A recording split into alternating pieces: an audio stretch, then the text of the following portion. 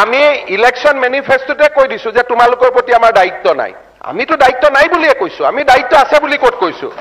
আমিতো মই আজিও সদনত কৈ আছো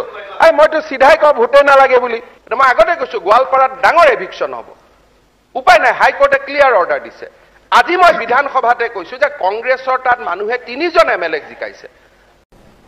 প্ৰথম কথাটো হ'ল যে ল্যান্ডলেস মানুহ যদি আছিলে ল্যান্ডলেস মানুহক পট্টা দিয়াৰ কাম কংগ্ৰেছ চৰকাৰে আজি 75 বছৰৰ পৰা কিয় নকৰিলে কোনোটো আপত্তি নাছিলে আজি মানুহক যে আজি কংগ্ৰেছ দলে এই যে মানুহখিনিক নিৰাপত্তাহীনতাত থৈ দিলে কালি মই টিভিত দেখিছো যে আমাৰ কংগ্ৰেছ দলৰ মানুহে গৈ মানুহখিনিৰ লগত থিয় হৈছে না প্লিজ না আমাক আমি দায়িত্ব লোৱাই নাই আমিতো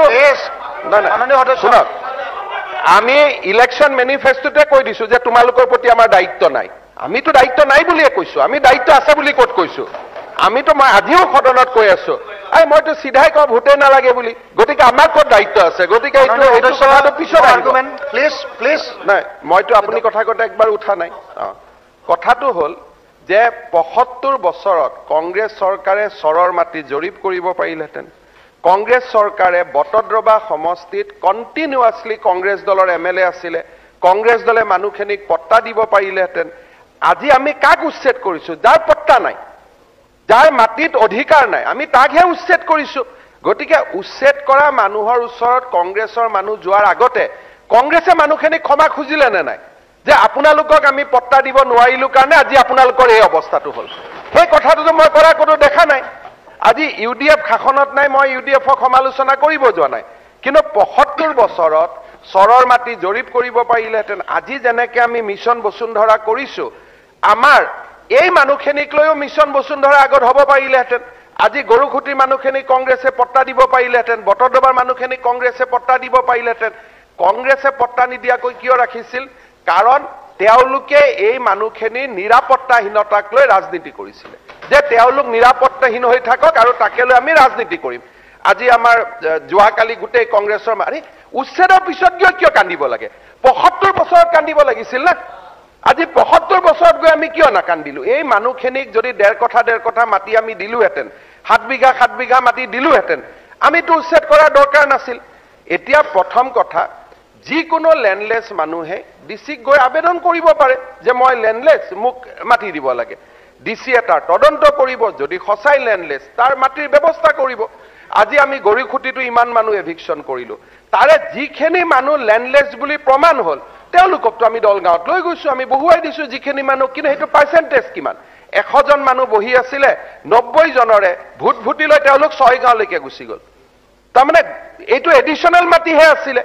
কিন্তু যিখিনি জেনুইন মানুহ আছিল আমিতো ধুনীয়াকৈ বহাই দিলো কাৰোতো আপত্তি নাই আজি লামডিঙত যিখিনি মানুহ উচ্ছেদিত হ'ল 16-17 ঘৰ মানুহ আমি দেখিলো যে এই মানুহখিনি সঁচাই মাটি নাই বাকি ঢিং ৰূপহীৰ পৰা আহিছিল তেওঁলোক ঘূৰি গ'ল 16-17 ঘৰ মানুহ যি বাছিলে তেওঁলোকক আমি যমুনামুখ সমষ্টিত বহাই দিলো যে আপোনালোক তাতে বহক আমাৰতো দুখীয়া মানুহৰ লগত শত্ৰুতা নাই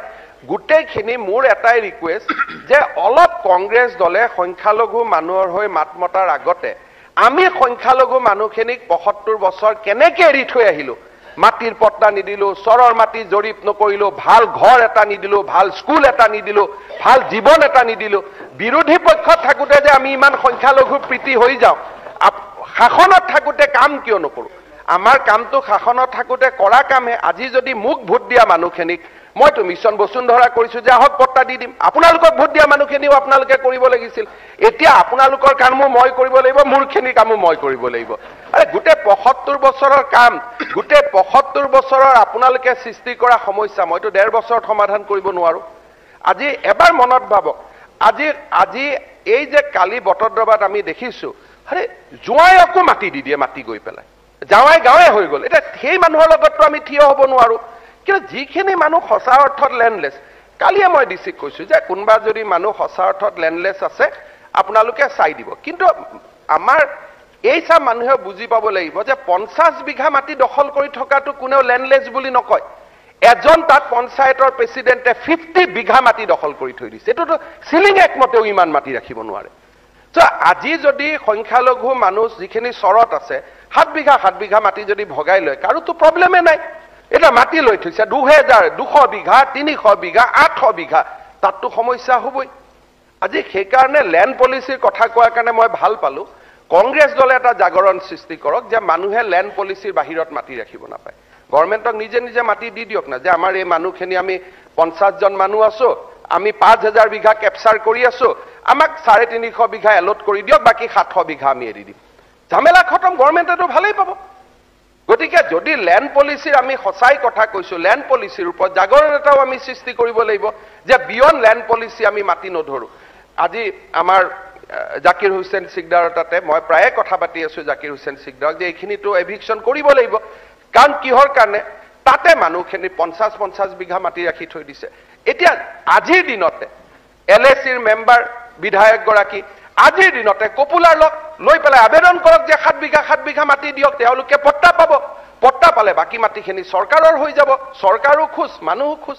তাকে নকৰি আপোনালোকে মানুহখিনিক পট্টা নিদিয়ে মানুহখিনিও 100 বিঘা মাটি দখল কৰি থাকে বাকি ল্যান্ডলেছ মানুহক মই ক'ত মাটি দিম সেইকাৰণে এইটো কোনো এনেকুৱা এটা ধৰিব নালাগে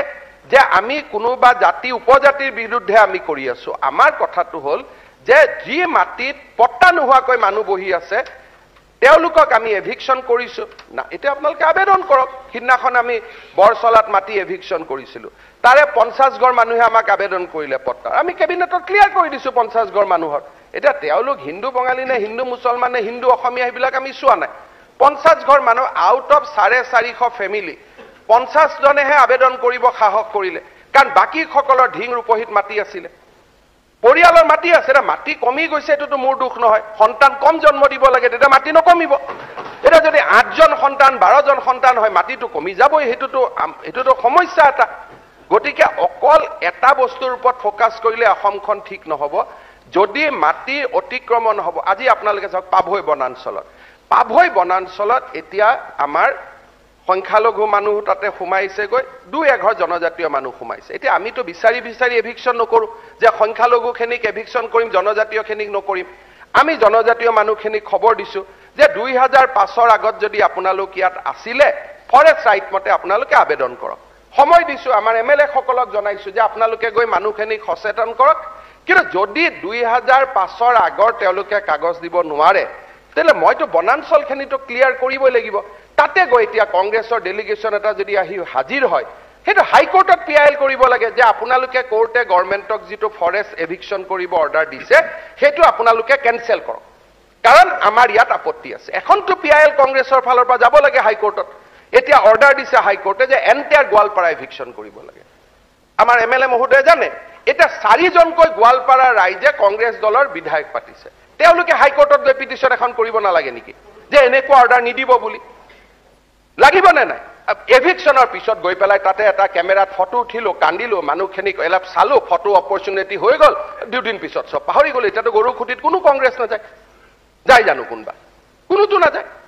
সেইকাৰণে আজি হাইকোৰ্টে আমাক ক্লিয়াৰ কৈছে যে ফৰেষ্টৰ মাটিৰ পৰা আমি মানুহ এভিকশন কৰিব লাগিব এটা আপোনালোকে কৈছে গভৰ্ণমেণ্টে বিকল্প মাটি দিয়ক কোৰ পৰা মাটি জন্ম দিম মই মাটি নাই গোৱালপাৰা তাৰ বৰ্গ কিলোমিটাৰ ইমান সেইকাৰণে মই সদায় কৈ আছো যে নামনি অসমৰ মানুহে যদি ফ্যামিলি প্ল্যানিং নকৰে আমি 50 বছৰ পিছত ইয়াত কোনো জিয়াই থাকিব নোৱাৰিম উপায় নাই এটা মই মাটি কৰ পৰা জন্ম দিম মইতো মাটি জন্ম দিব নোৱাৰো মাটি এতিয়া গতিকে হাইকোৰ্টত গৈ কংগ্ৰেছৰ এমএলএ পিটিশন দিব লাগিব আপোনালোকক মানুহখিনিয়ে ভোট দিছে আপোনালোকৰ প্ৰতি মানুহখিনি আশাৰে বাট চাই আছে আপোনালোকে একো পিটিশন নিদিব মইতো পিটিশন দিয়া তাত কথা নাই মোৰ উকিলে কৈছে যে হয় মানুহখিনি বহুত দিনৰ পৰা আছে হাইকোৰ্টে কৈছে নাথিং ডুইং ফৰেষ্টৰ মাটি তোমালোকে এভিকশন কৰিবই লাগিব এটা এভিকশন কৰাৰ পিছ দিনাখন ফটো উঠাতকৈ এটা মই আগতে কৈছো গোৱালপাৰাত ডাঙৰ এভিকশন হ'ব উপায় নাই হাইকোৰ্টে ক্লিয়াৰ অৰ্ডাৰ দিছে আজি মই বিধানসভাতে কৈছো যে কংগ্ৰেছৰ তাত মানুহে 3 জন এমএলএক জিকাইছে